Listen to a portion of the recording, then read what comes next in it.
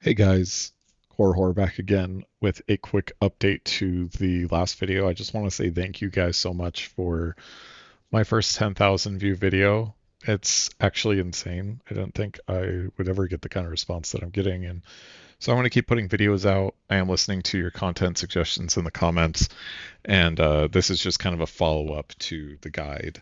So before we get started, I just want to show the power that Collapsing Horizon Quarterstaff can have on bosses.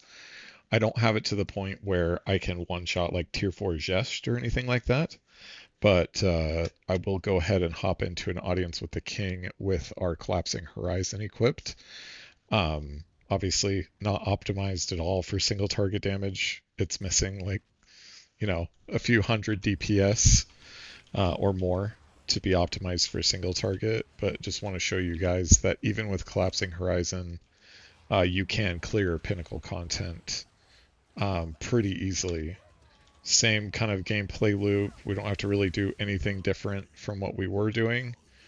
It's just double Infernal Cry after we get full power charges and charge staff and get in there and kill the boss. So that was 15 million. I don't know if we'll 100% one shot him in the second phase, but if we don't, it'll at least be very close.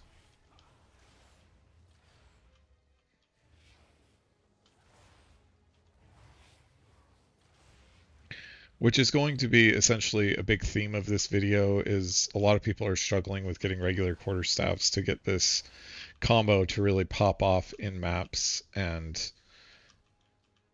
to being 100% honest, I have it be a lot more consistent with Collapsing Horizon quarterstaff to get the combo going a lot more smoothly than I do with even my, much better just kind of standard staff. So in most cases, when people are saying, "Oh, is this staff good enough?" I would just make the suggestion that, yeah, your staff is probably good enough, but Collapsing Horizon in maps is, at this moment in time, pretty difficult to beat. And Collapsing Horizon is still pretty reliable for Pinnacle bosses, which you'll see here again in just a moment.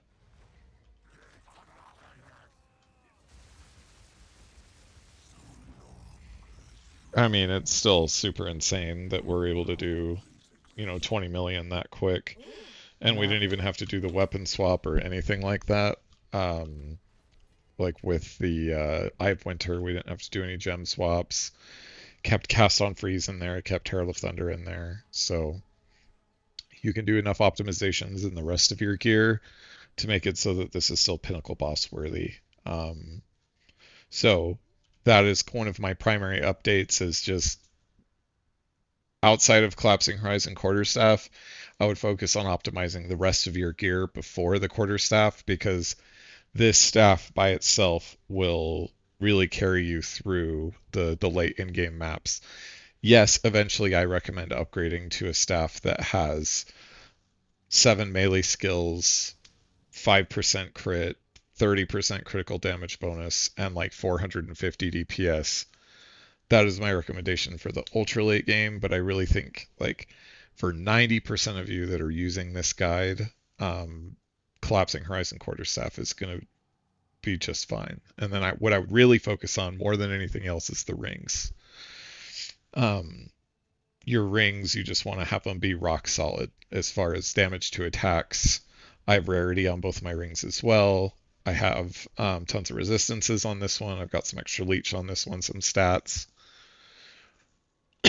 The really most important thing is the gloves, big damage, melee skills, big damage on rings. The 50 spirit melee skills on amulet is like the minimum that you want. And then the power charges on your helmet, the +1 maximum power charges.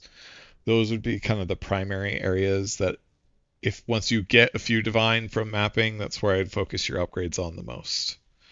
A couple of things I didn't cover in the guide that I just forgot was the power of Acolyte also lives in Into the Breach. So we run Magnetism and Interlude to bump up our flames because our flames, instead of just 14% damage, chaos damage per stack, we get a 25% increased effect on that. So generally speaking, when you're bossing, if you're having a hard time with bossing, I'll just pull up a calculator here. Each stack, when you're double spec'd into it, is 14%.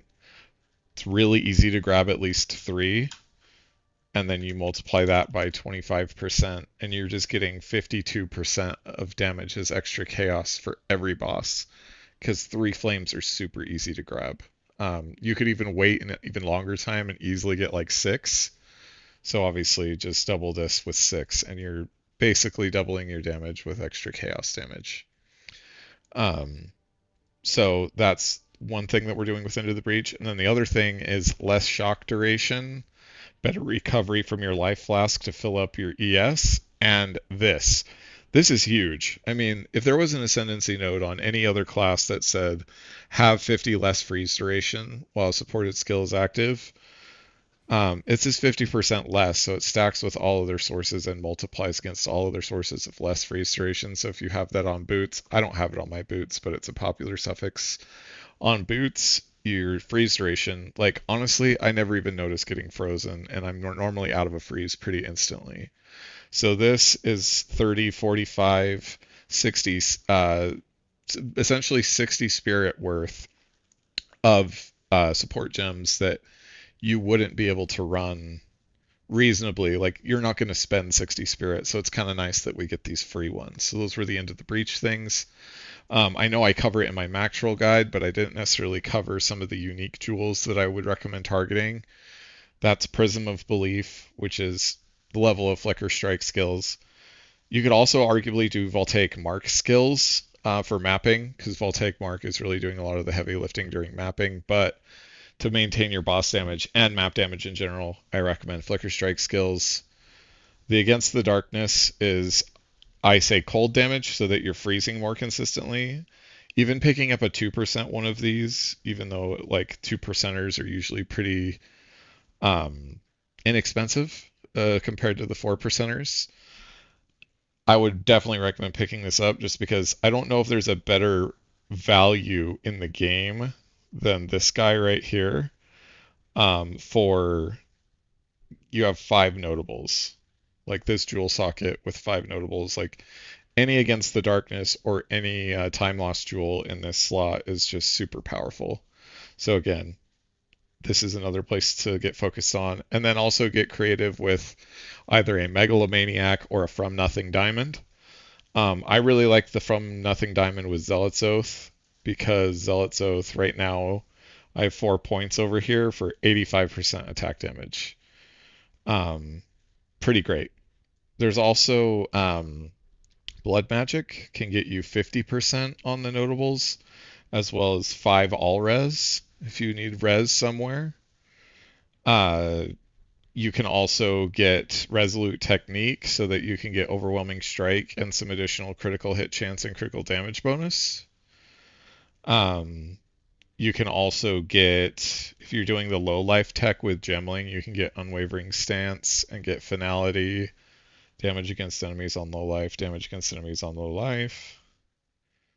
There is Dance with Death, which would get you Acceleration, and Spears if you're doing that.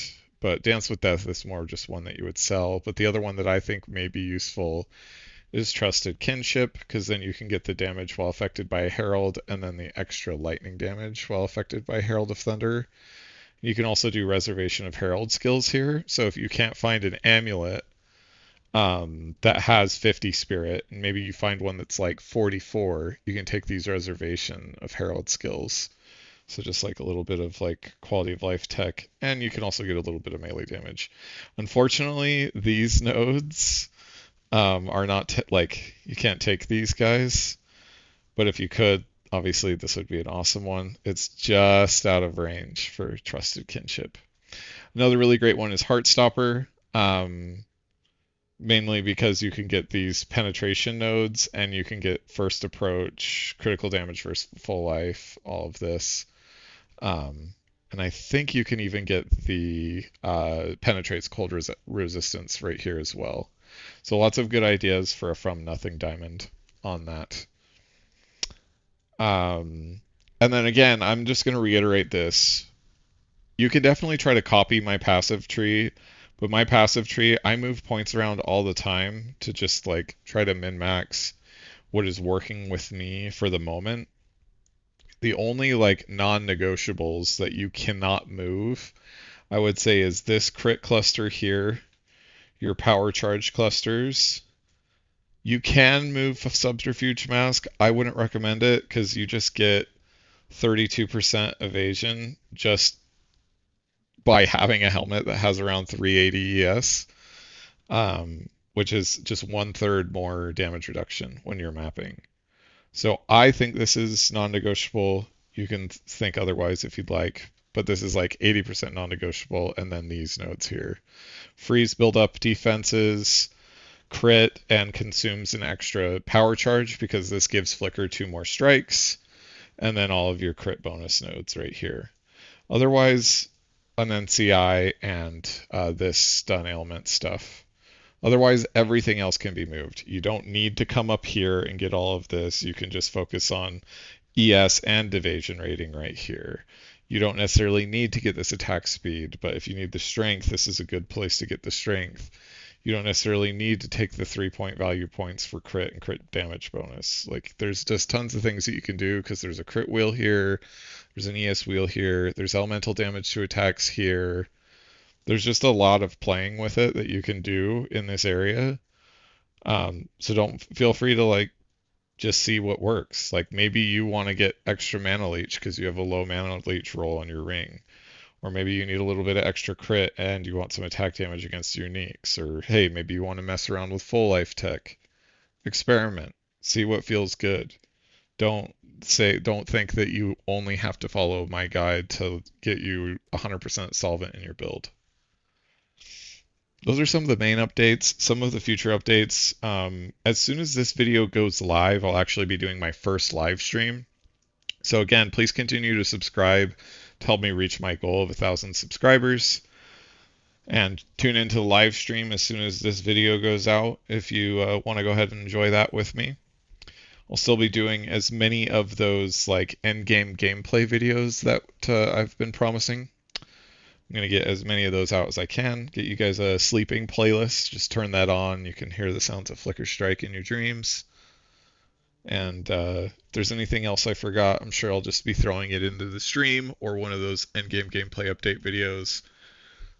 But again, Collapsing Horizon Quarterstaff, I'd almost say that like this build was kind of tailor-made for Collapsing Horizon Quarterstaff.